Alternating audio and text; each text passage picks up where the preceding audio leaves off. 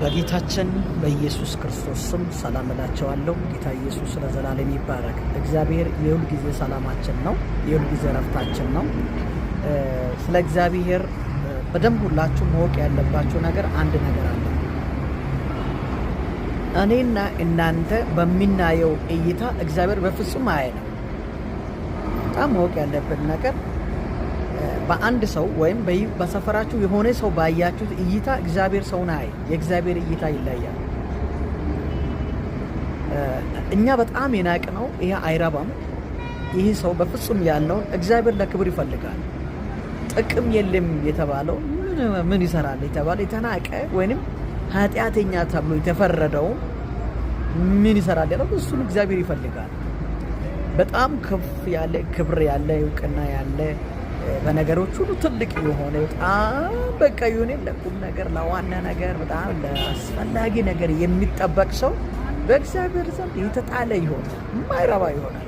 ያ ሰው ምናልባት በራሱ ግፊት፣ በሰው ግፊት፣ በተለያየ ነገሮች የተወሰነ እርካን ሊሄድ ይችላል። ነገር ግን አወዳደቁ ታላቅ ነው የሚሆነው። ለምን ካላችሁ እግዚአብሔር የለበትም። እግዚአብሔር ስለሌለበት በጣም ትልቅ ውድቀት ይቀድመዋል።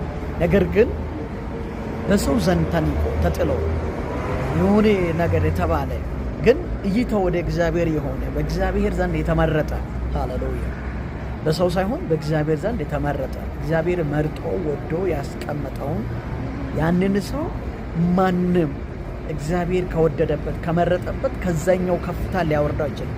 ቀስ ብሎ ቢነሳም ከቀደሙቱ ይቀድማል፣ ካለፉቱ ያልፋል።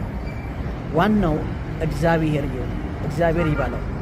ነገር ግን ያለ እግዚአብሔር የሚሮጡ የሚዘፍኑ በሰው ዘንድ የተመረጡ በእውቀት በስራ በቅድስና ተብለን እናንተ አዋቂ የምትሉትን እግዚአብሔር ይንቀዋል፣ ሞኝ ነው። እናንተ ቅዱስ ነው የምትሉት እግዚአብሔር ርኩስ ነው ይላል። ለምን? ልብን ነው የሚያየው። እሱ ፊትን ያይ፣ የልብ አምላክ ውስጥን ያያል። እናንተ በቃ ይሄ ሰው ይጠቅማል ያላችሁትን እናንተ ዛሬ ነው፣ እሱ ደግሞ እግዚአብሔር ነገን ያያል። ይሄ ሰው ስለማይጠቅመው አያስፈልግም ይላል። ወገኖች ሰው አጨብጭቦ እግዚአብሔር ከሚያስቀምጥህ እግዚአብሔር አጨብጭቦ ዝም ይበላል። በደንብ ስሙ። ሰው አጨብጭቦ እግዚአብሔር አልፈልግም ብለህ ከምትቀመጥ እግዚአብሔር አጨብጭቦልህ እግዚአብሔር ወዶልህ ሰው ሁሉ ኒቆ ጣልቶ እግዚአብሔር ከፍ ያደርግ። ያ የጠለ ያ ያላጨበጨበ ስፍራ የከለከለው ሁሉ የዛን ጊዜ እየፈለገ እያከበረ ወንድሜ ንጉሴ ከላይ ምናቅበቅ አጃቢ ይሆናል። እግዚአብሔር መረጠውን ሰው ያጅባል። እግዚአብሔር